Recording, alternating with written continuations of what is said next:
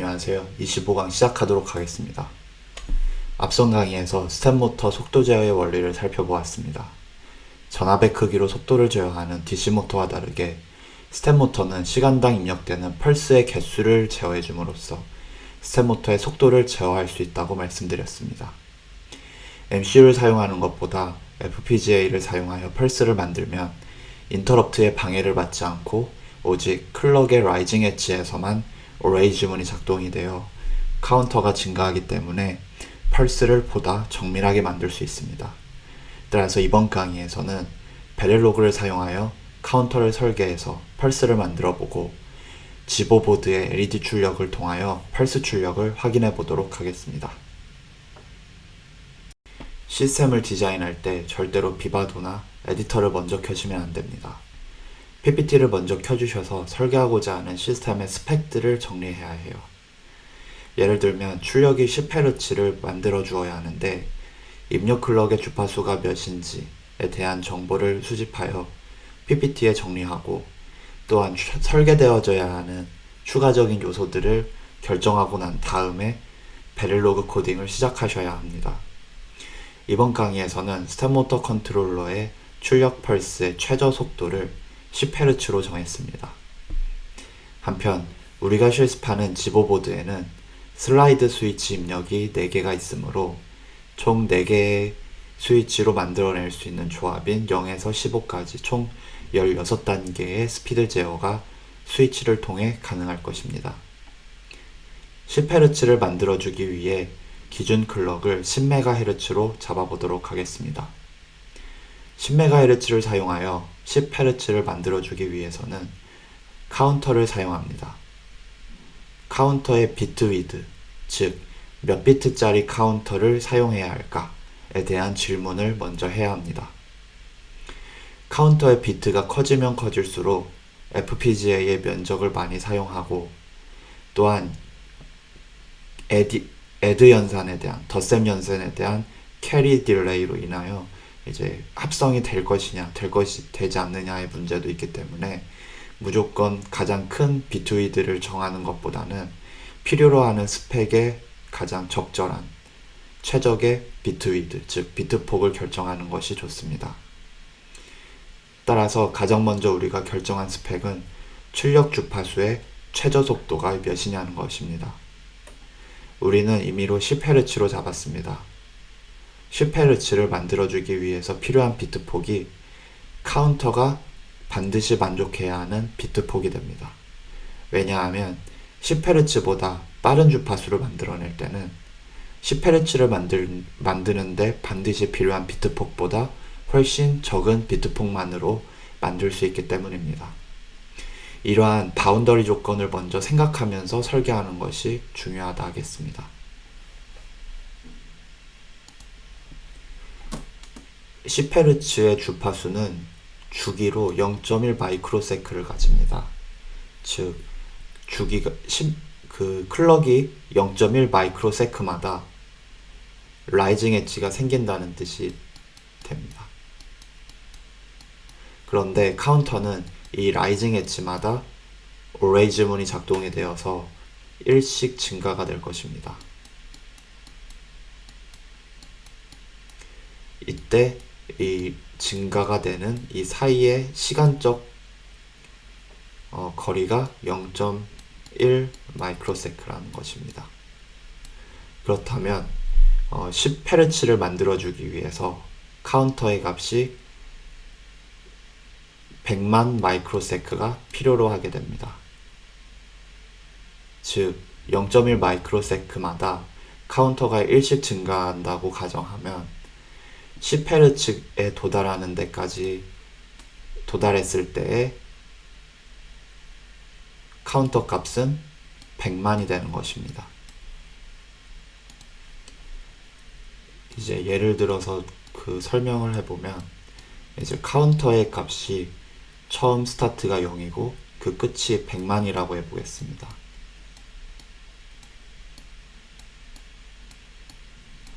이제 0에서 100만까지 카운터가 10MHz 스피드로 증가를 일식하게 되면 여기 100만에서 정확히 10Hz에 해당하는 시간값이 될 것입니다.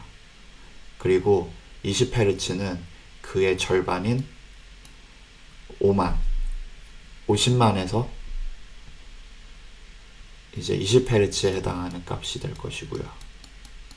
그렇다면 이제 카운터의 비트 위드, 비트 폭을 결정하는 이제 바운더리 조건은 가장 최저 스피드가 몇이냐에 따라 결정이 되게 됩니다. 우리는 이 강의에서 10Hz를 최저 스피드로 결정하였기 때문에 카운터는 반드시 100만이라는 값을 카운팅할 수 있는 캐패시티를 가져야 합니다. 100만이라는 값을 바이너리 카운터를 사용하여 카운트하기 위하여 필요한 비트 폭을 한번 따져보도록 하겠습니다.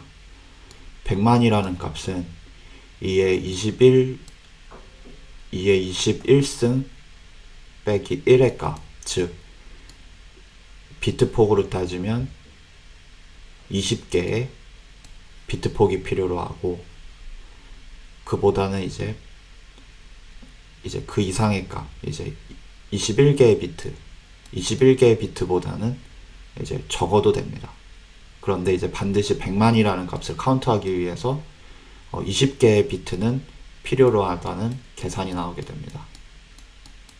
그래서 이제 계산기를 사용해서 보다 명확히 한번 따져보게 되면 이제 그 2의 이제 21승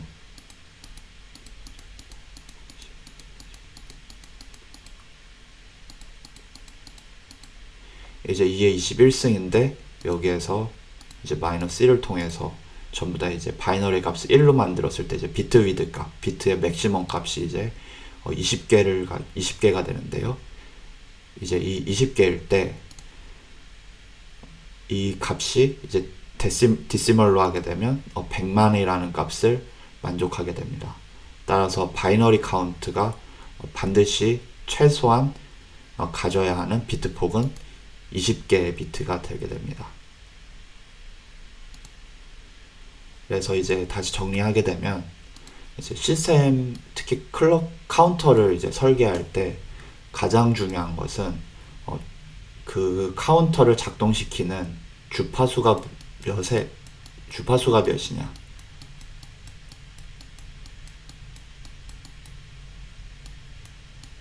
그런데 이제 우리는 이 주파수를 10MHz를 사용한다라고 결정을 한 거예요. 그럼 이 10MHz가 0.1 마이크로세크니까 이제 두 번째, 우리가 출력해내고자 하는 주파수는 몇인가? 다시 말하면 우리가 카운트를 할 건데 몇 가지 카운트를 할 것인가에 대해서 따져봅니다. 10Hz라는 값은 100만 마이크로세크이기 때문에 0.1 마이크로세크로 일시 카운팅을 하게 된다면 100만이라는 바이너리 값이 필요로 하게 되니까 이제 바이너리 카운터가 카운트할 수 있는 최대값은 100만이 되고, 이 100만을 만족해주는 바이너리 비트 위드는 바로 2의 20승, 2의 21승을 해서 이제 2의 20개의 비트가 필요로 한 거죠. 이제 이런 식으로 먼저 PPT에 이러한 스펙들을 정확하게 설계를 해주고 난 다음에 이제 뭐 에디터를 켜서 베릴록으로 코딩을 하건 이제 비바도를 켜서 신세시스를 하건 할 수 있는 개발의 순서가 됩니다. 그래서 마냥 이제 뭔가를 코딩을 하겠다 해서 베릴로그 코드를 이제 당장 짜는 것은 이거 좀 맞지 않는 방법입니다. 이제 전문가분들께서는 너무나 이제 익숙하시니까 이제 금방금방 하시겠지만, 이제 전문가분들 또한 이제 조금 이제 시스템이 복잡해진다 싶으면 절대로 코딩 먼저 하시지 않습니다. 가장 먼저 PPT나 엑셀을 여셔서 이제 스펙들을 검토하고 어떻게 설계할 것인지에 대해서 설계 컨시더레이션들을 이제 충분하게 확인을 하고 난 다음에 이제 코딩을 하게 됩니다. 그리고 또 한 가지 이제 문제가 있습니다. 우리가 앞서 설계했을 때는 10MHz를 기준으로 카운터의 비트폭을 결정을 했습니다. 이게 바로 10MHz의 기준으로 설계가 되었다는 점입니다. 그러면 10MHz라는 주파수가 이제 외부에서 입력이 되어져야 되는데 현실은 그렇지가 않은 거죠. 이제 지보보드에 장착되어진 크리스탈 오실레이터는 10MHz가 아닙니다. 실제로 이제 데이터 스케매틱 정보를 보면 확인하실 수가 있는데, 스케매틱에서 먼저 이제 크리스탈 오실레이터에서 그 클럭이 출력이 되어져서 이더넷 파일로 들어가게 됩니다. 이더넷 칩으로 들어가게 되면 이더넷 칩이 기능이 하나가 더 있었는데, 그 기능이 이제 클럭을 또 하나 만들어서 그걸 출력해주는 기능이 있다고 합니다. 그래서 그 출력되어진 클럭이 이제 125MHz, 그 125MHz의 클럭이 L16핀으로, 즉 FPGA 칩으로 인가가 되는 것이죠. 만약에 지보보드가 50MHz 오실레이터가 다이렉트로 입력이 되어진다고 한다면 바로 이거를 사용을 해서 50MHz 기준으로 설계를 하면 되겠지만, 안타깝게도 이제 지보보드 자체가 미국의 디즐런트라는 회사에서 이렇게 설계를 해놓은 겁니다. 그러면 이렇게 설계가 된 거를 이제 알지 못하고 그냥 이제 10메가로 해야지 설계하고 난 다음에 이제 이거를 FPGA 보드에 적용하려고 보니까 이거 10MHz가 아니네? 해버리면 일을 불필요하게 2배로 하게 되는 일이 생깁니다. 따라서 이제 베릴로그 코딩도 코딩이고, 이제 그 베릴로그가 이식되어지게 될 FPGA 보드에 대한 스케매틱 정보들, 주파수, 클럭 주파수들이 어떻게 되고, 전압들, 파워들이 이제 3.3V냐, 아니면 LVDS 시그널이냐, 아니면 5V의 TTL 레벨이냐를 따져서 이것이 정말 이제 베릴로그 코딩을 설계한 대로 충분하게 작동할 수 있는지에 대해서도 검토가 되어줘야 됩니다. 그런데 이제 우리가 사용하는 지보보드에서는 이제 말씀드린 것과 같이 125MHz의 클럭이 L16핀으로 들어가게 됩니다.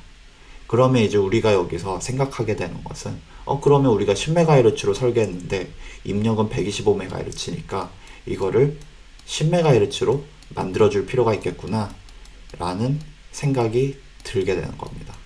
그러면 이제 우리가 이제 처음에 카운터를 설계할 때에는 그냥 이제 10MHz로 이제 100만을 수용할 수 있는 바이너리 카운터를 만들어서 이에 따라서 이제 10Hz, 20Hz, 40Hz를 출력해주면 되겠구나 생각했는데, 이제 실제 보드를 고려해 보니까 10MHz가 입력되는 것이 아니라 125MHz가 입력되기 때문에 여기서 우리가 추가적인 어떤 설계가 더 필요하겠구나 라고 알 수 있습니다. 프로젝트를 만들어 보도록 하겠습니다.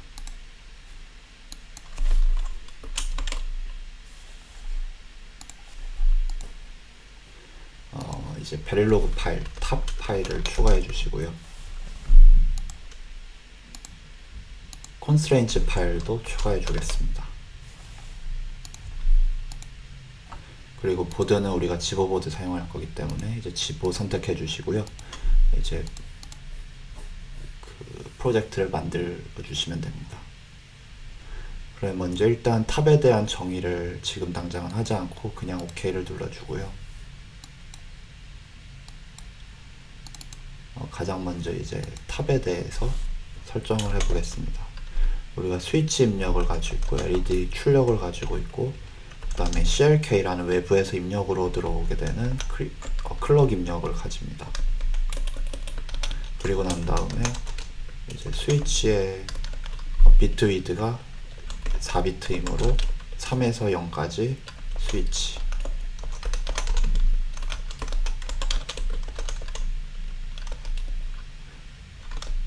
LED는 이제 출력이 되죠. 아웃풋, 레이지. 그리고 CLK는 마찬가지로 입력이기 때문에 input CLK라고 입력해줍니다. 그러면 이제 준비가 끝났는데요. 먼저 이 CLK 입력은 125MHz로 들어오는 입력을 사용하기 때문에 일단 그 컨스트레인츠를 먼저 한번 잡아볼게요. 컨스트레인츠를 이제 우리가 앞서 계속 사용하였던 프로젝트에서 사용했던 그 컨스트레인츠를 그대로 복사 붙여넣기를 해오도록 하겠습니다.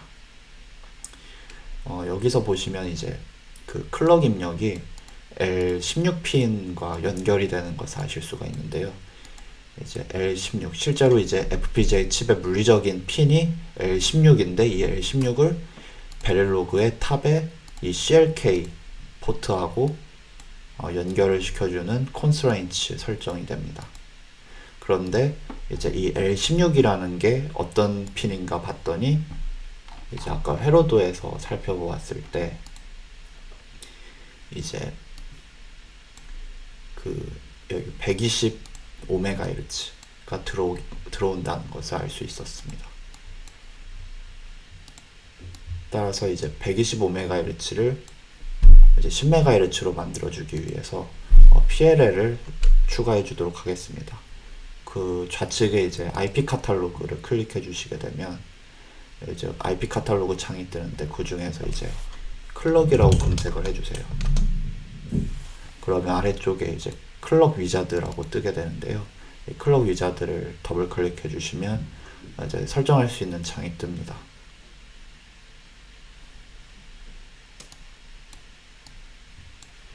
컴포넌트 이름도 이제 바꿔줄 수 있는데 일단 디폴트로 그대로 사용해 주도록 하겠습니다. 맨 처음에 이제 기본 디폴트는 이제 락킹 시그널이 이제 enable 되어져 있는데 이 enable을 먼저 풀게요. 리셋도 풀어서 이제 시그널을 최대한 간단하게 만들어 줍니다. 그리고 난 다음에 이제 출력 시그널을 몇 메가헤르츠로 사용할 것인가 인데 이거를 우리는 10메가헤르츠 사용하기로 했으니까 10으로 바꿔줍니다. 그러면 이제 10으로 바뀌어진 것을 확인하실 수가 있고, 그리고 나서 이제 OK를 눌러주세요. 그리고 나서 이제 IP를 제너레이트 합니다.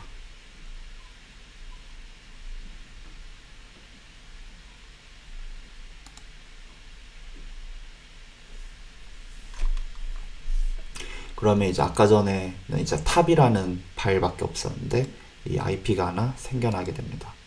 그러면 여기 화살표를 눌러주셔서 내부 하위 목록들을 이제 활성화해 주시면 여기 클럭 위자드 V 베릴로그 파일이 나타나게 되고, 이 베릴로그 파일에 여기 이 부분을 이제 드래그 해 주셔서 베릴로그 탑에 붙여 넣어 주세요.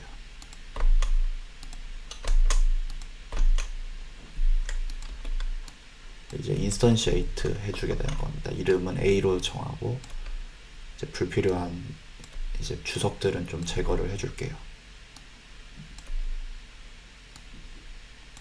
시그널들을 이제 정리를 해주고 나서 아웃풋도 없애고, 이제 선과 선을 이제 연결을 해줘야 하는데요. 여기 이제 점을 입력해주고 괄호 점 괄호.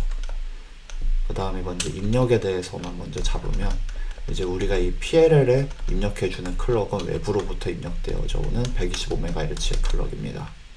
따라서 이제 클럭인에 CLK와 연결을 시켜주시고, CLK 아웃 와이어는 CLK10M이라고 적어주겠습니다.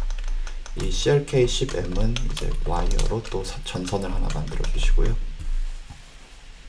이제 우리가 이제 10MHz의 주파수를 확보했으니까 이제 이 10MHz로 이제 카운터만 설계를 하면 되겠습니다.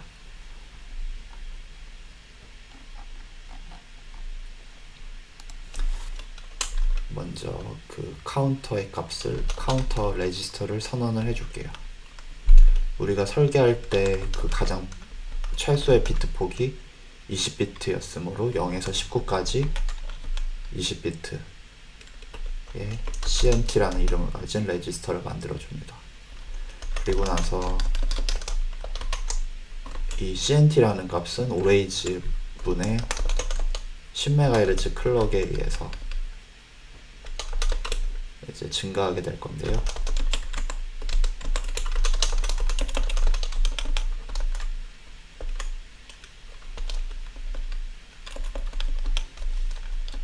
이제 얘가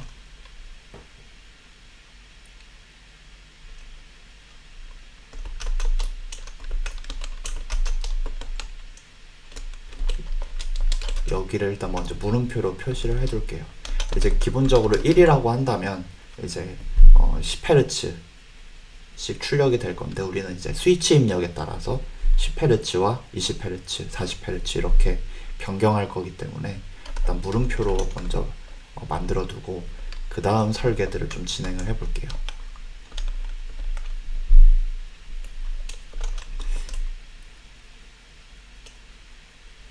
CNT의 값이 만약에 100만이면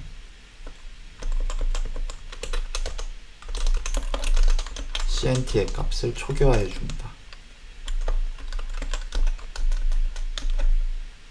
지금 이제 설계만 따져보면 이제 물음표이기 때문에 이제 몇씩 더해질지는 모르겠지만 이제 더해지는 만큼 이제 더해져서 이제 나온 결과값이 100만에 도달하는 순간 이제 카운터의 값이 이제 초기화가 될 겁니다. 그러면 이제 LED 출력을 통해서 우리가 펄스가 제대로 나오는지 확인할 거기 때문에 이제 LED 출력에 대한 부분도 적어줄게요.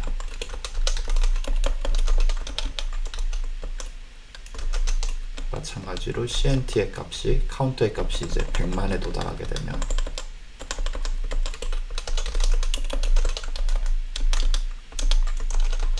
LED 3, 즉 0, 1, 2, 3에서 네 번째 LED가 이제 반복이 되도록 해보겠습니다. 그러면 이제 그 카운터의 값이 100만의 값에 도달할 때마다 LED가 켜졌다가 꺼졌다가 하게 될 겁니다.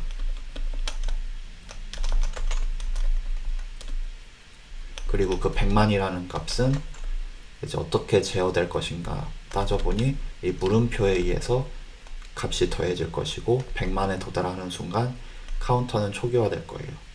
그러면 이제 100만이 도달하는 순간 작동되는 로직이 두 가지가 있습니다. 하나는 카운터가 초기화되는 로직과 또 하나는 LED가 반전하게 되는, 출력값을 반전하게 되는 로직입니다.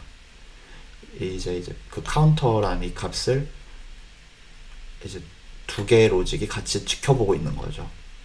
카운터를 리셋하는 로직이 카운터의 값이 100만에 도달하는가 안 도달하는가를 지켜보고요. LED를 반전하는 로직이 카운터의 값이 100만에 도달하느냐 안 하느냐를 따져서 지켜보게 됩니다. 그러면 이제 카운터의 값을 이제 더할 건데, 이 카운터의 값을 스위치라고 해주게 되면 이제 스위치의 4비트 입력이 카운터와 더해지게 됩니다. 이제 만약 스위치의 입력이 이제 00001 해서 이제 1이라는 값이라면 이제 10Hz가 출력이 될 것이고, 그 0010, 즉 그 바이너리 값이 이제 데시멀이 이제 2에 해당이 되면 카운터가 이제 2씩 더해질 거기 때문에 20Hz가 출력이 될 겁니다. 그런데 이제 여기서는 이제 그 메타 스테빌리티 이슈 때문에 이제 소스 코드를 좀 더 해줄게요.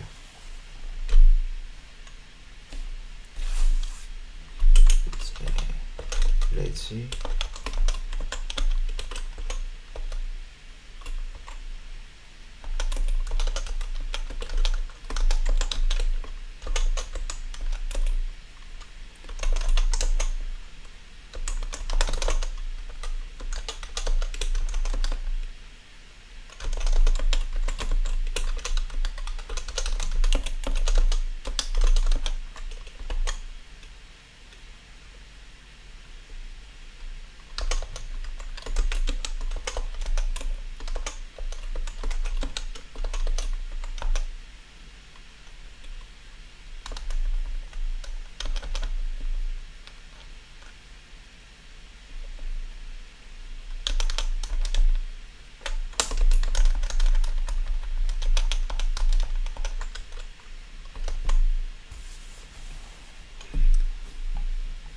이게 아무래도 이제 클럭이 굉장히 빠르기 때문에 10MHz도 스위치 입력은 이제 사람이 손으로 제어하는 거다 보니까 이제 전기적으로 노이즈가 생겼을 때 그 노이즈가 바로 카운터에 영향을 주어서 카운터의 작동이 불안정해지는 경우가 있습니다. 따라서 이렇게 이제 그 시프팅을 해주면서 이제 카운터의 동작에 최대한 영향을 적게 주는 방법으로 설계를 추가적으로 해주었습니다.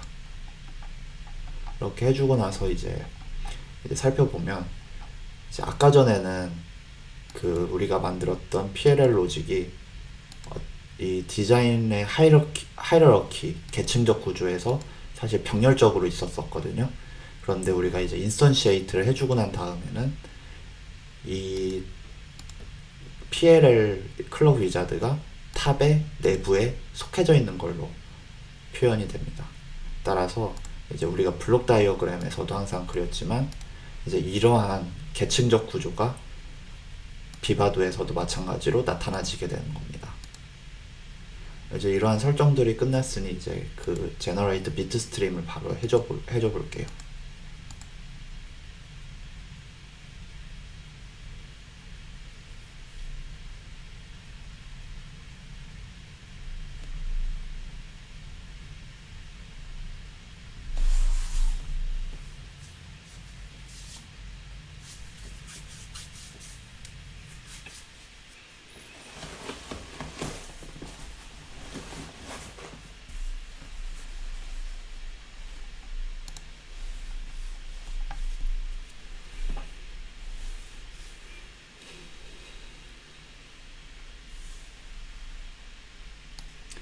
이렇게 해서 이제 비트 스트림이 성공적으로 오류 없이 제너레이션 된 것을 확인할 수가 있습니다. 이때 임플레멘테이션 된 디자인을 한번 열어보겠습니다.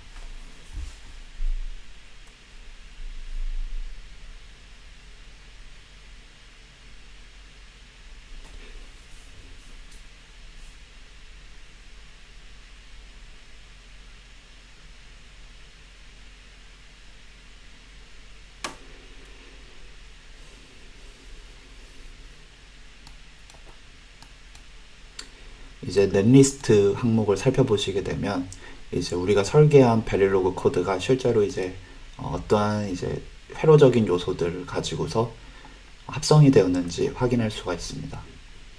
우리가 20개의 비트를 사용했기 때문에 레지스터의 개수가 이제 20개인 것을 확인할 수가 있고, 또 LED의 출력 또한 레지스터이기 때문에 LED 레지스터가 있는 것을 확인할 수가 있었습니다.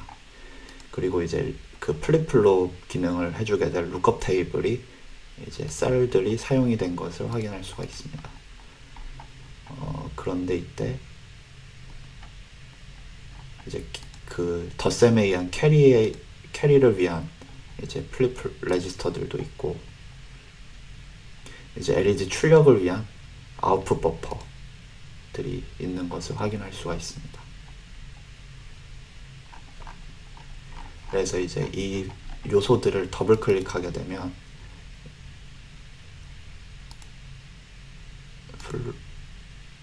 플로우 플레인,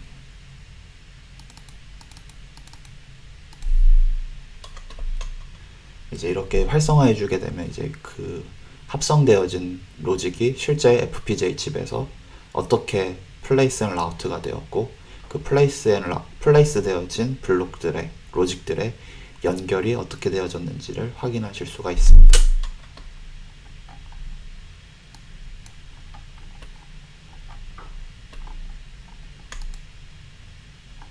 이제 카운터는 이제 우측 상단에 몰려 있는 것이 확인이 되어지고,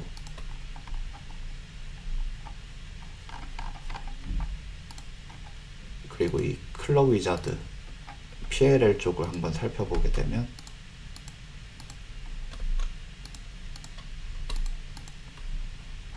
이제 클럭은 이제 여기 중심에 있는 것을 알 수가 있습니다.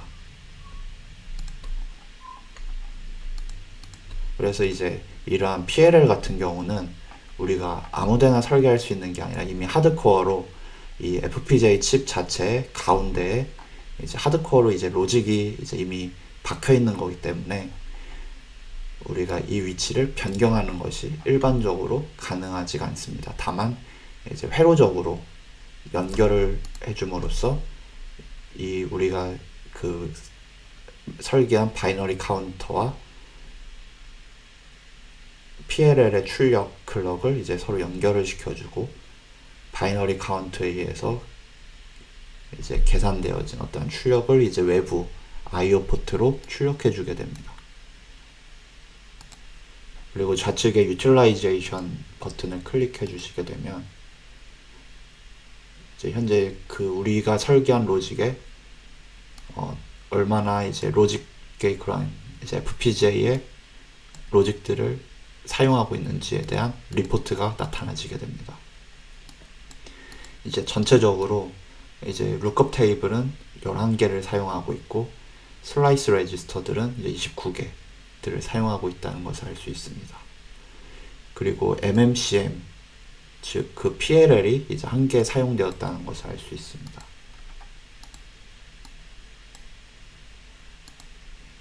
그래서 이제 서머리로서 이제 우리가 그 FPGA의 총 가용한 자원이 100%를 가지고 있다면 우리가 그 PLL 중에 이제 PLL 이제 하나를 사용한 걸로 이제 그 캐패시 유틸라이제이션이 50%가 달성이 되었고, 그리고 바이너리 카운트를 설계하는 데 소요된 자원들, 룩업 테이블들이 이제 1%씩 사용이 된 것을 확인할 수가 있었습니다. 그리고 또 타이밍 리포트를 살펴보게 되면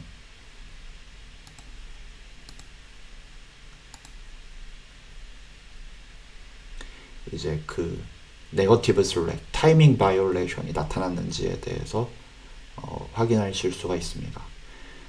이 그 네거티브 슬랙이 이제 마이너스가 되게 되면 이제 타이밍 조건을 만족하지 못하게 된다는 뜻이 됩니다. 이제 FPGA 보드로 프로그래밍을 하여 실제 동작을 확인해 보도록 하겠습니다. 가장 첫 번째 스위치를 켜주게 되면 이제 LED가 깜빡이는 것을 확인할 수가 있습니다. 이후에 두 번째 LED를 켜주게 되면 2배의 스피드로 LED가 깜빡이는 것을 확인할 수가 있습니다.